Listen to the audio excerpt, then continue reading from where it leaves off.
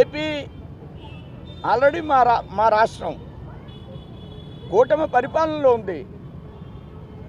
AP తప్పకుండా నేనేదైతే అభివృద్ధికి నాంది ఎన్నికల రిజల్ట్ అని చెప్పాను, అలానే ఈ ఫలితాలు ఏపీ అభివృద్ధికి కూడా మరింత దోహదపడతాయి. నిన్న ముఖ్యమంత్రి గారు పార్లమెంటు సభ్యుల స్థానంలో మాట్లాడుతూ మీరందరూ కూడా మరిన్ని నిధులు ఆంధ్ర రాష్ట్రానికి తీసుకురావాలి, రైల్వేస్కి అలానే హైవేస్కి అలానే కొన్ని అంశాలను వారు ప్రస్తావించారు. ఇవన్నీ ఎందుకు చేయమన్నారు? వైసీపీ లాగా తప్పుడు ఆలోచనలు ఆయన ఎక్కడ నిర్మాణం చేయలేదు.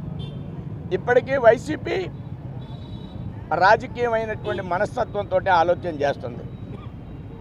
ఏమనంటే ప్రత్యేక హోదా గురించి మాట్లాడదాం, అది పవన్ కళ్యాణ్ గారు చెప్పినట్టు పాచిపోయిన లడ్డు ఏది, ఇంకా మాట్లాడదాం ఉంటాడు ఆయన.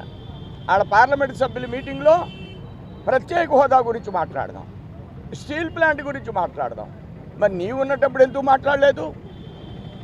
ఇవన్నీ కూడా ఆంధ్ర రాష్ట్రాన్ని అభివృద్ధి చేసేటువంటి ఆలోచన కాదు. ఆయన క్యాపిటల్ అన్నాడు, విశాఖపట్నంలో క్యాపిటల్కి ఆయన బిల్డింగ్ కట్టుకున్నాడు, అది క్యాపిటలా? ఇవి తప్పుడు ఆలోచనతో రాజకీయాలను నడుపుతున్నారు. కానీ వాస్తవమైనటువంటి అభివృద్ధి అనేటువంటి పందాతో ఆంధ్రప్రదేశ్ ప్రభుత్వం, కూటమి ప్రభుత్వం ముందుకు పెడుతుంది. ఈ ఎన్నిక మూలంగా ఆంధ్రప్రదేశ్ అభివృద్ధి ఇంకా కూడా ముందుకు పెడుతుంది.